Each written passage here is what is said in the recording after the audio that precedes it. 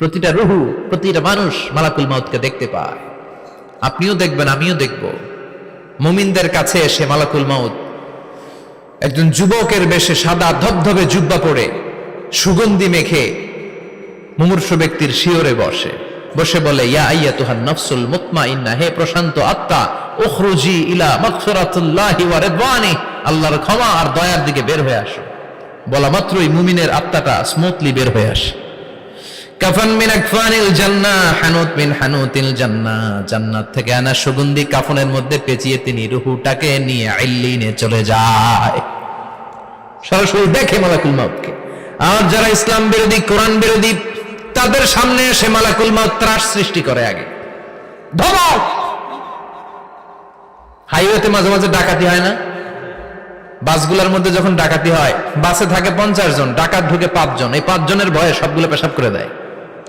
কারণ ত্রাস সৃষ্টি করে। এসেই চাইনিজ কুড়াল দিয়ে আগে কুবায় দেয় 4-5 জনের। রক্ত দেখে কি দেওয়ার সব আগে রেডি করে রাখে।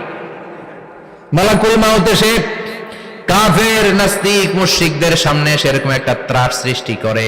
ভয়ে লোকটা কাঁপতে থাকে। ওর কাছে ভদ্র ভাষায় কথা বলে না, সুন্দর জামা পরে আসে না, কালো কুচকুচে চেহারা, ভয়ঙ্কর একটা রূপ নিয়ে, আকৃতি নিয়ে ইসলাম বিরোধীদের মাথার সামনে আসে। দুর্গন্ধযুক্ত চেহারার দেহ নিয়ে ধমক দিয়ে বলে, ও পাপাত্তা, ইয়া আইয়াতুহান নাফসুল খাবিসা উখরুজি ইলা গাদাবিল্লাহ, হে পাপাত্তা, আল্লাহর রাগ, ক্রোধ আর গজবের দিকে বের হয়ে আয়। মুমিনের আত্মা বলার সাথে সাথে যেমনি মুমিনের দেহ থেকে বের হয়ে জান্নাতি কাফনের ভেতরে ঢুকে, কাফেরদের আত্মাও কি এরকম তাড়াতাড়ি বেরোতে চায় নাকি? কাফেরদের আত্মা বেরোতে চায় না। ডানে দৌড়, বায়ে দৌড়, সামনে দৌড়, পেছনে দৌড়, আহা, দৌড়াদৌড়ি করে। মালাকুল মাউত এটাকে টেনে হিচড়ে, একটা জীবিত ছাগলকে জবাই না করে তার চামড়া উল্টার দিকে টেনে হিচড়ে বের করলে ছাগলটা যত কষ্ট পায়, এর চেয়ে কমসে কম 70 গুণ বেশি কষ্ট দিয়ে কাফের, মুশরিক আর গাদ্দারদের রূহ কবজ করা হয়। আল্লাহ, এই পরিস্থিতি থেকে তুমি আমাদের বাঁচাও। মুমিনদের রূহ যেমনি কবজ হয়, ওইভাবে রূহ কবজের ব্যবস্থা করে দিও। ঈমানের মৃত্যু নসিব করে দিও, শাহীদি মৃত্যু নসিব করে দিও। আমাকে শহীদ করে সেই মিছিলে শামিল করে নিও, যে মিছিলের নেতা মীর হামজা, খোবায়েবে খাব্বাব, আল্লাহর কাছে ছিল অতি প্রিয়, শামিল করে নিও। আমাকে শহীদ করে সেই মিছিলে শামিল করে নিও। পড়েন আমিন। আরো জোরে পড়েন আমিন। তার মানে বিমান দুর্ঘটনায় হোক, কিংবা লঞ্চ ডুবিতে হোক, কিংবা আগুনে পড়ে হোক, কিংবা আত্মঘাতী হামলায় হোক, যে যেখানেই মারা যায়, কবরের 3টা প্রশ্ন তার জন্য আছে না নাই? ইসলাম বিরোধীদের জন্য প্রশ্ন 3টা, আপনারা যারা মুমিন তাদের জন্য 4টা, আপনাদের জন্য একটা বেশি। আলহামদুলিল্লাহ কোন? কবরে এসে প্রথম প্রশ্ন করবে, মুনকার নাকির যখন চলে আসবে, 40 কদম যখন আত্মীয় স্বজনরা লাশটাকে কবরের মধ্যে দিয়ে 40 কদম চলে যায়, তখনই ফেরেশতা চলে আসে। আহা, শেষ, সব শেষ। এসেই পরীক্ষা শুরু। মার রব্বুক, তোর রবের নাম কি? চিল্লায় বলেন, আমাদের রবের নাম কি?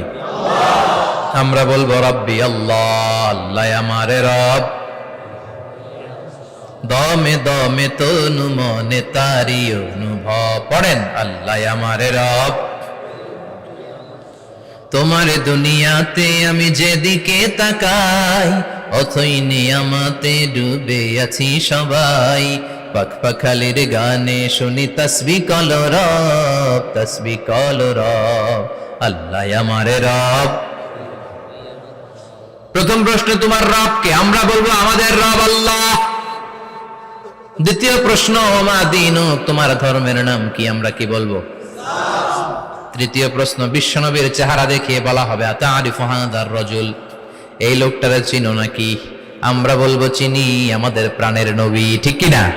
চাঁদের চেয়ে সুন্দর তুমি নবী আমার কমলিহিওয়ালা, দু জাহানের বাদশাহ তুমি প্যারা নবী সাল্লে আলা, চাঁদের চেয়ে সুন্দর তুমি নবী আমার কমলিহিওয়ালা, ঠিক কি না? তিনটা প্রশ্নের যথাযথ উত্তর যখন দিয়ে দিলেন, আপনার জন্য অতিরিক্ত আরেকটা প্রশ্ন করা হবে, ওয়ামা ইলমুক, তোমার নলেজ কি? তিনটা প্রশ্নের উত্তর যে তুমি করতে পারলা, কিভাবে পারলা, কেমনে জানলা? নকল করে বলছো নাকি জেনে বুঝে আসছো? নকল হয় না? এখন তো পরীক্ষা চলতেছে বোধহয়। কি পরীক্ষা? এসএসসি পরীক্ষা। নকল হয়? কৃষ্ণপুরে নকল নাই না? এখন মনে হয় এগুলো একটু কমছে। একটা সময় ছিল অনেক নকল হইতো। পাঞ্জাবের ভিতরে নকল, পকেটে নকল, টুপির ভিতরে নকল, মৌজার ভিতরেও নকল। এমনকি মেয়েরাও নকল করে পরীক্ষার হলে আসে না নাই? স্কেলের মধ্যে লিখে নিয়ে যায়, হাতের মধ্যে লিখে নিয়ে যায়, ওড়নায় লিখে নিয়ে যায়, কাপড়ে লিখে নিয়ে যায়, আসে না নাই? ফেরেশতারা বলবে নকল করছো নাকি? কেমনে জানলা? তিনটা প্রশ্নের উত্তর তুমি কেমনে বললা? আল্লাহ তোমার রব, ইসলাম তোমার ধর্ম, এই লোকটা বিশ্বনবী, কেমনে চিনলা? আপনাকে তখন বলতে হবে আমি কোরআন থেকে শিখেছি, আমি হাদিস থেকে শিখেছি, আমি ইসলাম জেনে বুঝে মেনেছি, আমি আন্দাজে কোথাও ঘুরি নাই। চিল্লা এখন ঠিক কিনা? আপনাকে বলতে হবে। এজন্য শিখতে হবে, প্রতিনিয়ত ইসলাম সম্পর্কে জানতে হবে, আখের গোছাতে হবে, জীবনটাকে আলোকিত করতে হবে। চিল্লায় বলেন ঠিক কিনা? চারটা প্রশ্নই যখন হয়ে গেল, ফেরেশতারা বলবে আহলান ওয়া সাহলান ওয়া মারহাবান বিক, খোশামদেদ, কংগ্রাচুলেশন, খোশামদেদ, কংগ্রাচুলেশন। সব প্রশ্নের উত্তর তুমি পেরেছো। ফায়ুফসাহু লাহু কবরুহু ৭০ যিরান, আপনার কবরটারে ৭০ হাত লম্বা করে দেয়া হবে। ওয়া ইফতাহু লাহু বাবুন ইলাল জান্নাহ, আপনার কবর থেকে জান্নাতের দিকে দরজা খুলে দেয়া হবে। ওয়া ইউলবাসু মিন লিবাসি আহলিল জান্নাহ, জান্নাতের দুইটা রেশমি কাপড়ের পোশাক এনে আপনারে পরিয়ে দেয়া হবে। আর বলা হবে নাম কানাও মিলা আরুস, ঘুমাও, sleep, you should get some sleep now, তোমাকে লম্বা সময় পাড়ে দিতে হবে, ঘুমাও। কানাও মিলা আরুস, যেমনি বর বাসর রাতে আরামসে ঘুম দেয়, বাসর রাতে যেমনি বর কনেকে নিয়ে মধুর ঘুম দেয়, তুমিও ঘুমাও, কেউ তোমার ঘুম ভাঙবে না। মালাক ইসরাফিলের, কিয়ামতের জন্য ইসরাফিলের সিংহায় যে ফুৎকার আছে, ওই ফুৎকার ছাড়া কোনো কিছুই তোমার ঘুম ভাঙাতে পারবে না। আলহামদুলিল্লাহ পড়েন।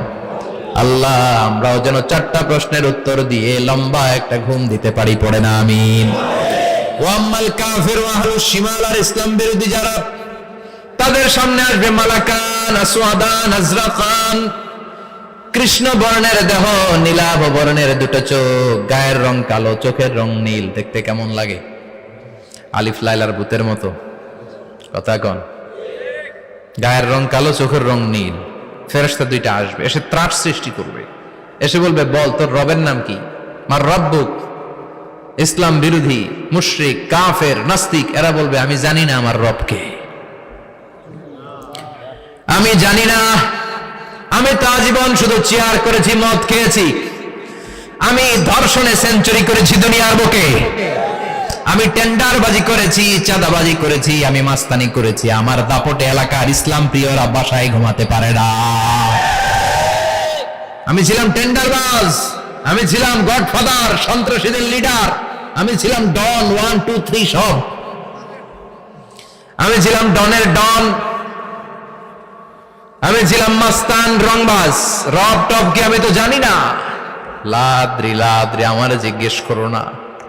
আবার প্রশ্ন করা হবে ওয়ামা দীনুক, তোর ধর্মের নাম কি? বলবে লা আদরি, আমার কোনো ধর্ম নাই, আমার কোনো ধর্ম নাই, আমি শুধু মৌজ মাস্তিতে ছিলাম, আমি আনন্দ ফুর্তি করেছি, ইসলাম নিয়ে আমার মাথা ব্যথা ছিল না, আজীবন ইসলামরে আমি বাস দিয়েছি। চিল্লায় বলেন ঠিক কিনা? ইসলাম বিরোধীদের সাথে ছিল আমার চলাফেরা, আমার সব সাঙ্গপাঙ্গ ছিল গুন্ডা বদমাশ, ইসলাম বিরোধী। রব কি, ইসলাম কি, এগুলো আমি জানি না। আমার এগুলো জিজ্ঞেস করো কেন? ধর্ম কি আমি জানি না, আমি কিচ্ছু মনে করতে পারছি না।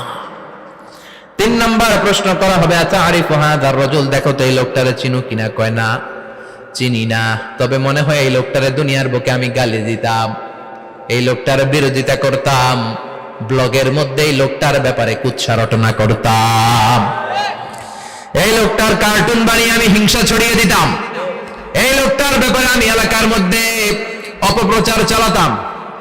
ফেরেশতারা বলবে তাই, এই ছিল তোর ডিউটি, দাঁড়া এখনই আমাদের খেলা শুরু, এখনই শুরু। ফায়ুতরাকু বিমাতারিক মিন হাদিদ, লোহার একটা হাতুড়ি দিয়ে মাথা থেকে পা পর্যন্ত পিটানো হবে, পিটিয়ে ওর গোশতের হাড্ডিগুলোকে থেতলে ফেলা হবে। ওয়ায়ুকালু লিল আরদি ইলতাইমি, কবরের দুই পাশের মাটিরে বলা হবে এবার দুই দিক থেকে তোরা চাপ দে।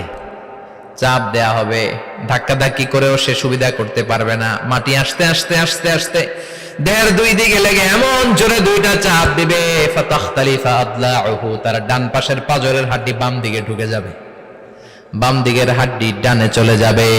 বিশ্বনবী বললেন এই হাতুড়ি দিয়ে পিটানোর শাস্তি, কবরের চাপ দেওয়ার শাস্তি চলতেই থাকবে হাত্তাল কিয়ামা, কিয়ামত পর্যন্ত।